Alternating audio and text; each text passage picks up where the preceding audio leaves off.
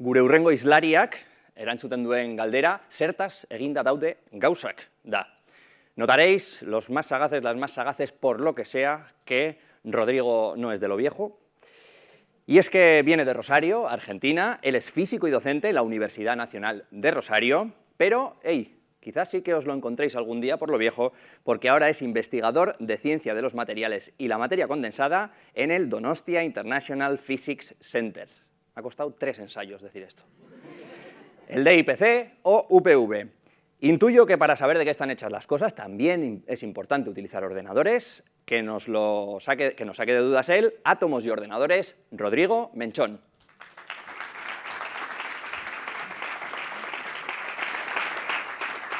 Bueno, bien, entonces, la primera pregunta, ya que vamos a hablar de átomos y ordenadores, es ¿qué son los átomos? Entonces, quisiera que todos pensemos en todos los objetos que conocemos, todas las personas que conocemos, todos los seres vivos.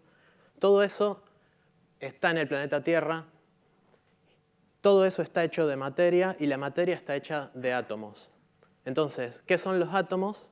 Los átomos son los bloques constitutivos de la materia, de todas estas cosas que mencionamos. Y hay más de 100 tipos diferentes que se encuentran clasificados de esa manera en la tabla periódica. Tenemos 100 elementos. Entonces esto nos conduce a pensar qué tamaño tienen los átomos. Ya que estamos en Donostia, entonces podemos pensar en el edificio más alto y más famoso de la ciudad, que es la Torre del Buen Pastor, y un grano de arena, que es el objeto más pequeño que conocemos en la ciudad.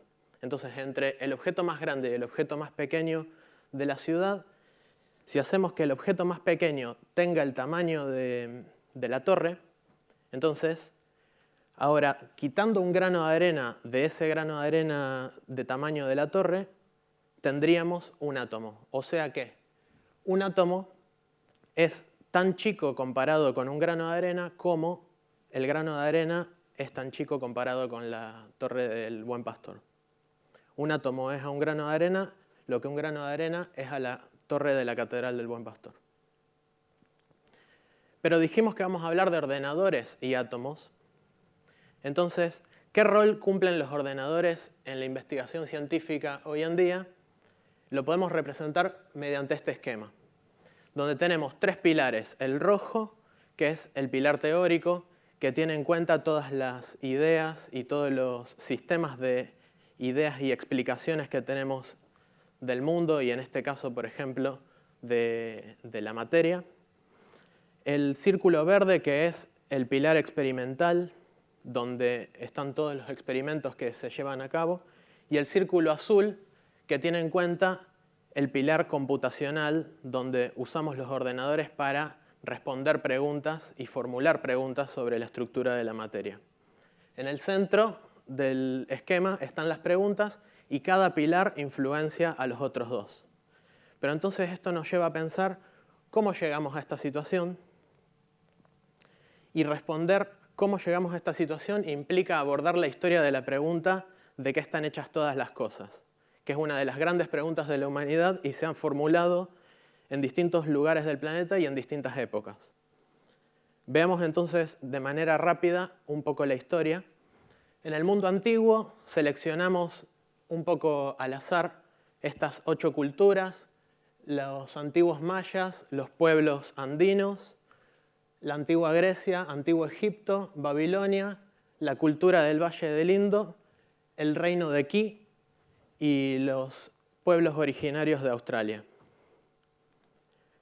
Por ejemplo, en la antigua Grecia y en el antiguo Egipto tenían la teoría de que hay 4 elementos que componen toda la materia, todos los objetos, todos los seres, que son agua, tierra, fuego y aire, que son los elementos clásicos que se encuentran en nuestra cultura del mundo occidental, digamos. Las respuestas de otras culturas también son similares. Hay un listado de 5 o 4 o algunos elementos. Y por ejemplo tenemos que en Babilonia hablaban del mar y el cielo como elementos. En China la madera y el metal. En la cultura del Valle del Indo el espacio en sí mismo. o los mayas hablaban del barro y el maíz, y después tenemos en los pueblos andinos y los aborígenes de Australia, no sabemos exactamente el listado completo porque o no estuvo escrito o se han perdido esos documentos en guerras y conquistas. Pero entonces, volviendo a nuestro esquema de 3 pilares, en el mundo antiguo tenemos la pregunta, que estuvo siempre, pero ahora tenemos una respuesta que hoy en día sabemos que es errónea porque la respuesta no era la tabla periódica de los elementos. Sin embargo, en lo que están todos acertados es que el mundo complejo en el que vivimos surge de la combinación de bloques simples. Más tarde, en la Edad de Oro del Islam, en la Edad Media, tenemos que en el Califato Abasí se desarrollaron técnicas y herramientas de laboratorio idénticas a las actuales. Entonces, volviendo a nuestro esquema, en vez de tener 3 pilares, ahora tenemos 2, pero que no se comunican entre sí. Tenemos las respuestas teóricas, que vienen siendo las mismas que en la antigüedad, pero ahora hay materiales de laboratorio, técnicas y hay experimentación, a pesar de que el mundo teórico y el mundo experimental todavía no dialogan. Años más tarde, luego de la revolución científica, tenemos que ahora sí hay interacción entre el mundo teórico y el mundo experimental y cada uno perfecciona al otro. Y esto permitió, por ejemplo, que Marianne Pons y Antoine Lavoisier descubrieran los primeros elementos que componen la tabla periódica que hoy en día conocemos. Más tarde, en el siglo XX, tenemos que la mecánica cuántica, que como todo en la ciencia ha sido un esfuerzo colectivo, permitió la comprensión de la estructura de la materia a nivel atómico y eso, a su vez, habilitó el camino para que, entre otras cosas, surgiera la electrónica y la invención del transistor, que es la piedra fundamental de los ordenadores y los teléfonos móviles que hoy en día están en toda nuestra sociedad. Entonces, comprender la naturaleza a escala atómica permitió la invención de nuevos dispositivos. Un poco más tarde, en el laboratorio que desarrolló las 2 bombas atómicas, esta gente que trabajaban ahí, Fermi, Pasta, Ulam y Chingo, propusieron usar las computadoras de esos laboratorios para conducir experimentos virtuales, lo que llamaron experimentos virtuales. Los experimentos virtuales, entonces, son hijos al mismo tiempo del mundo teórico y del mundo experimental, porque usan estos sistemas de ideas, de explicaciones teóricas, para llevar a cabo experimentos que representan o reproducen, reflejan los experimentos reales. A tal punto que en la actualidad podemos medir en uno de los centros de San Sebastián la estructura de esa molécula y al mismo tiempo lograr una simulación que coincida casi a la perfección con lo que fue medido en el laboratorio. Y volvemos otra vez a nuestro esquema de 3 pilares y lo único que necesitamos es hablarle al ordenador e indicarle cómo está compuesto nuestro sistema para obtener resultados muy similares a los experimentos reales.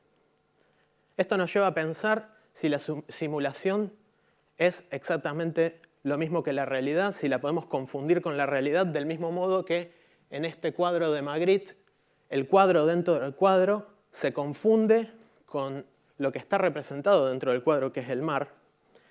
Pero si lo desplazamos y pensamos, como en este otro cuadro de Magritte, que eso no es una manzana, que es lo que dice sobre la manzana, entendemos que no es la manzana, no es una manzana, es una representación, es una imagen de la manzana, y por lo tanto una simulación computacional también es solo una representación de lo que se intenta reproducir. De otra manera también podemos pensar que a medida que aumenta la capacidad que tiene cada ordenador, a medida que pasó el tiempo o a medida que uno tiene un ordenador cada vez más complejo, es posible ir complejizando estas aproximaciones y es posible lograr que la realidad que queremos representar y la simulación que llevamos a cabo de esa realidad vayan coincidiendo cada vez más y que sea entonces que nuestra simulación es una representación aproximada de la realidad. Entonces, en resumen, tenemos un marco conceptual con 3 pilares, el teórico, el experimental y el computacional, que cada uno dialoga con los otros 2 y los influencia positivamente. En el centro tenemos las preguntas y un poco recordando que los experimentos virtuales surgieron en el mismo laboratorio que trajo las bombas atómicas, quisiera cerrar con la frase de Carl Sagan que dice que está a nuestro alcance destruir nuestro planeta y nuestra civilización, pero también somos capaces de usar nuestra empatía, nuestra inteligencia, nuestras ciencias, tecnología y riqueza para darle a cada habitante del planeta una vida digna y plena. Muchas gracias.